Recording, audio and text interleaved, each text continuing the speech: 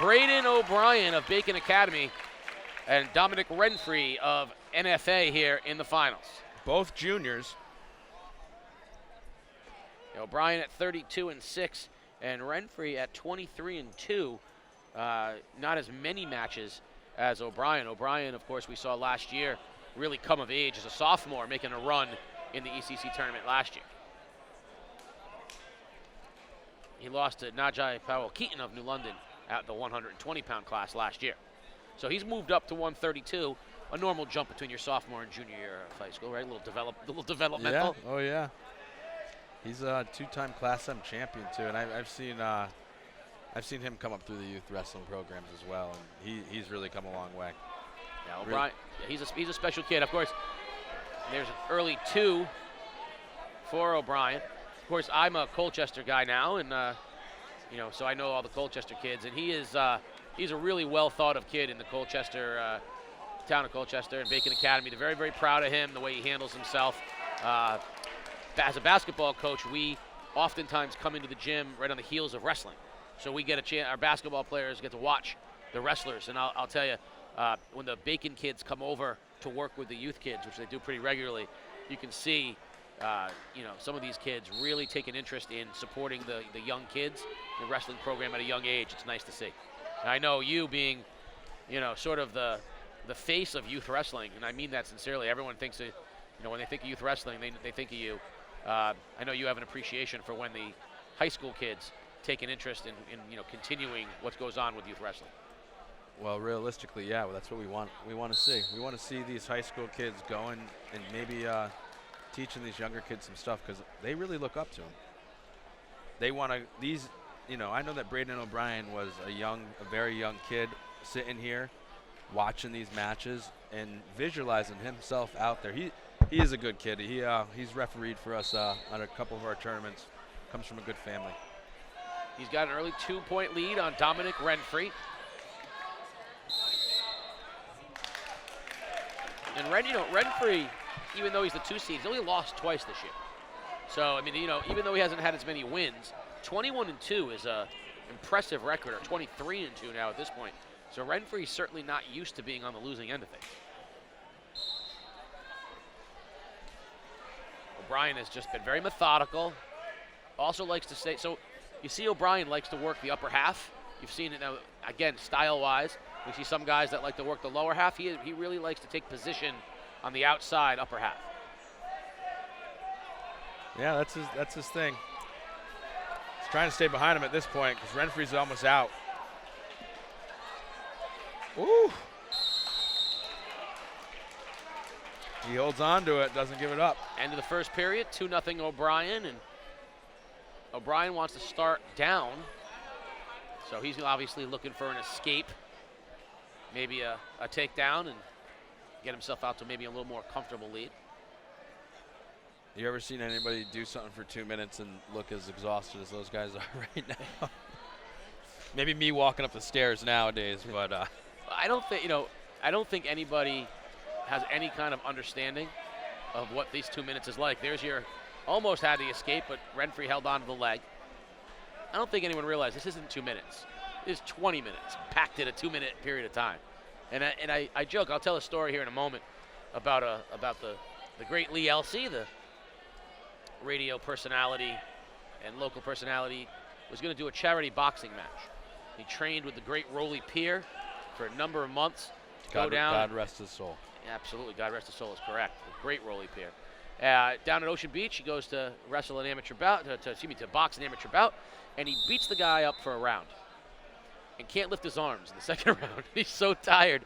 He said he just couldn't move. His body quit on him despite months and months of training, and he ends up getting a decision loss because he just got peppered. And I asked him about it, and he said he's never had it, no matter what sport he's ever done, he's never encountered his body just stopping. He's like, I couldn't make it go. And I see these guys, and it's, someone is out there trying to insert their will on you.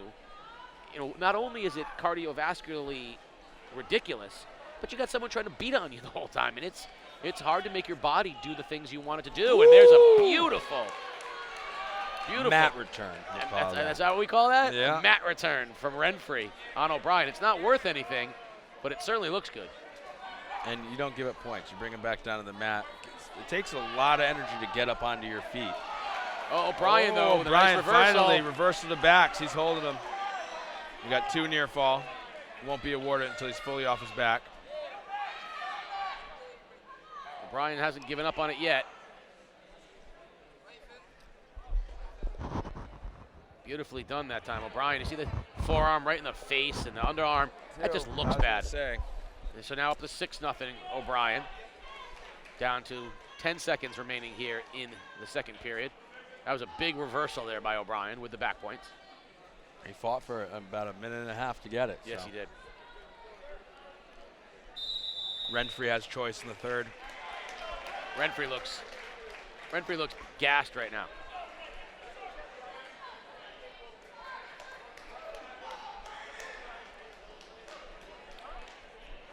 Renfree will go on the bottom, right, which makes sense. You know, down 6-0, he needs an escape, get some points, and He's maybe going to need a reversal. lot right now.